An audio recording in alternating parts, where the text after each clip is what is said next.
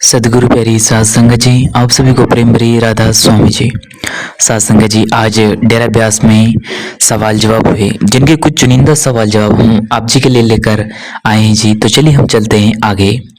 सात संगत जी, सबसे पहले एक भाई ने बाबा जी महाराज जी से पूछा, बाबा जी जिन्हें नामदान अभी नहीं मिल सका, वो अपने मन को किस तरह से भजन सुमरन में लगाए और वो क्या करें। तो बाबा जी ने इन्हें समझाया कि बेटा, ये सब कुछ हमारी सोच पर डिपेंड करता है।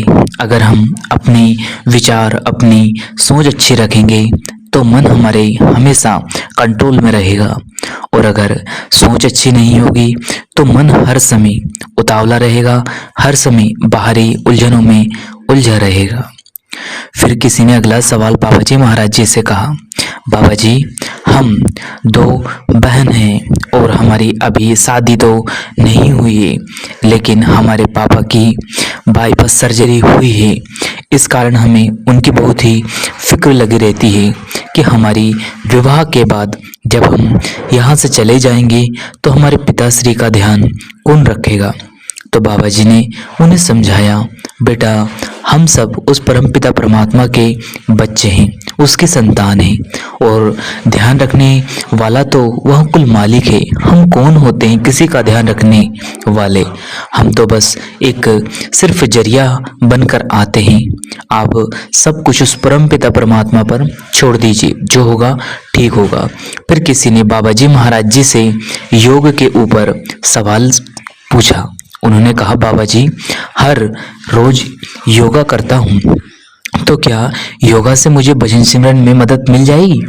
तो बाबा जी ने समझाया, बेटा योगा से शरीर स्वस्थ रहता है, निरोग रहता है, और जब शरीर स्वस्थ रहेगा तो हमें भजन सिमरन करने में बहुत ही लाभ होगा। इसलिए योगा बहुत जरूरी है।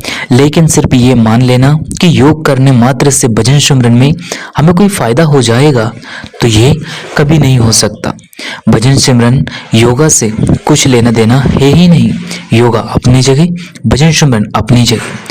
फिर यही भाई कहने लगे कि बाबा जी मेरी बच्ची छोटी है अभी, और उसको इस उम्र में ही शुगर यानी डायबिटीज हो गया है, और जिस कारण मैं उसकी बहुत फिक्र करता हूँ। तो बाबा जी ने कहा, बेटा आजकल तो मेडिकल लाइन में बड़ी सुविधाएं उपलब्ध हो चुकी है। और बाबा जी ने आगे समझाया कि मुझे भी शुगर है, और शुगर वालों को खाने पीने के लिए दूसरे बहुत सारे अल्टरनेट मिल जाते हैं। बाकी आप उस परमपिता परमात्मा पर विश्वास रखें।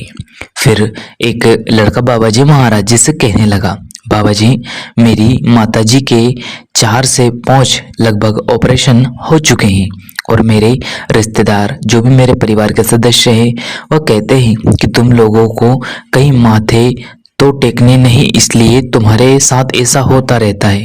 तो बाबा जी ने समझाया, बेटा जो माथे टेकते हैं तो क्या उनके घर कभी कोई बीमारी नहीं आती।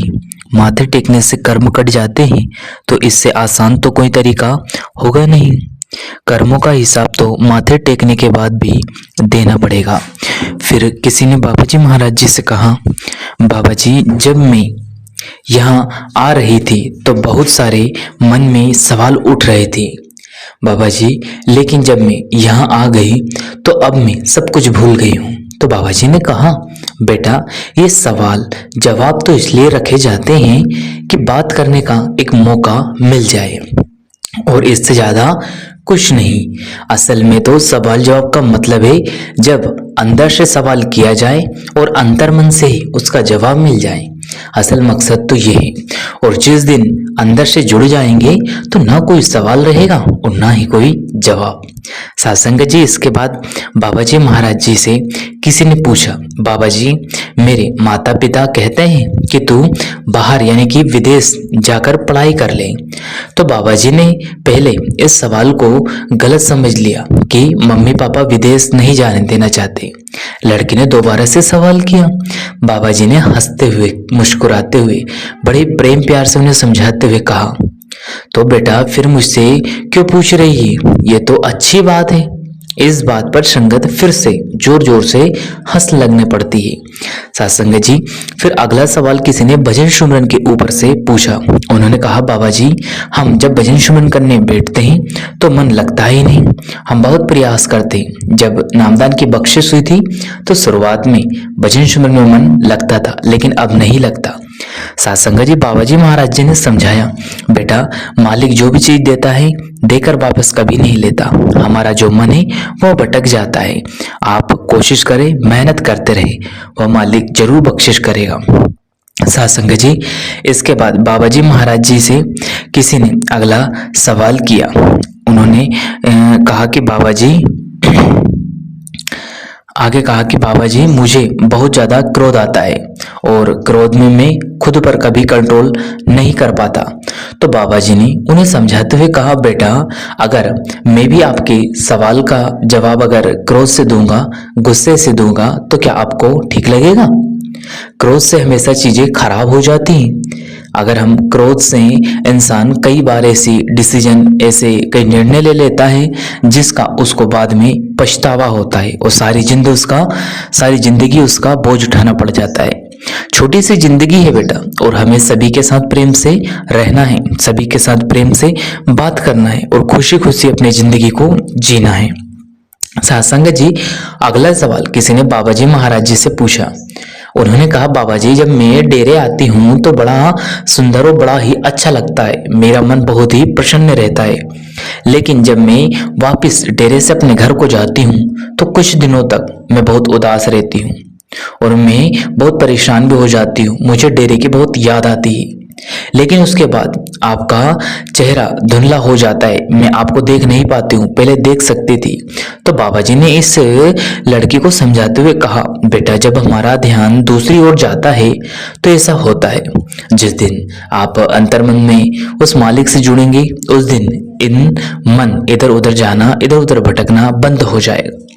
फिर किसी ने बाबा जी महाराज जी से कहा, बाबा जी, मेरे मम्मी पापा मेरी शादी के लिए लड़का ढूंढ रहे हैं, लेकिन कोई अच्छा लड़का और घर नहीं मिल पा रहा है। फिर उस लड़की ने पंजाबी में कहा कि मुझे ऐसा मुंडा चाहिए तो सेवा पर आए और सत्संग में जाता हूँ। तो बाबा जी ने हंसते हुए कहा, ये मुंडे नहीं गुंडे हैं।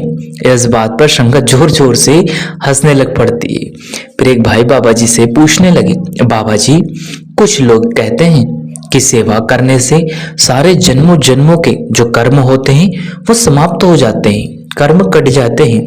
तो बाबा जी ने इन भाई साहब को समझाते हुए कहा, बेटा, सेवा हमेशा हम निष्काम भाव से करते हैं। सेवा हमें कभी भी गिनती नहीं करनी चाहिए।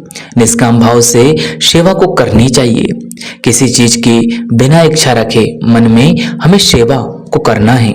सेवा के बदले कर्म करते हैं, ऐसा सोचना भी तो एक इच्छा ही हो गई ना बेटा।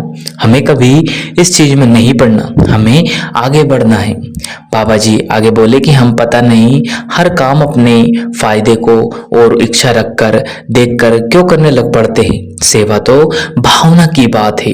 सेवा के बदले कोई इच्छा मन में रखनी नहीं चाहिए। साथ संगत जी, उसके बाद किसी ने बाबा जी महाराज जी से एक सवाल बोला कि उन्होंने कहा कि कभी कहती है कि मुझे सब कहते हैं कि तू घर का कोई काम नहीं करती, तो कभी कुछ और बात करने लगती है। बहुत सारी बातें एक साथ करने के बाद लड़की बाबा जी महाराज जी से कहने लगी, बाबा जी अब आप बोलो। तो बाबा जी ने मुस्कुराते हुए कहा कि तू चुप करेगी तो ना मैं बोलूंगा। साथ संगत जी, सुनकर बाबा जी महाराज जी की बातें सारी संगत जोर जोर से हंसने लग पड़ती है। आगे बाबा जी महाराज जी थोड़े मुस्कुराए और मुस्कुराते हुए ये भी कहा कि बीबियां अगर कम बोलना शुरू कर दे तो बहुत सारी घर की जो परेशानियां हैं वह वैसे ही ठीक हो जाए।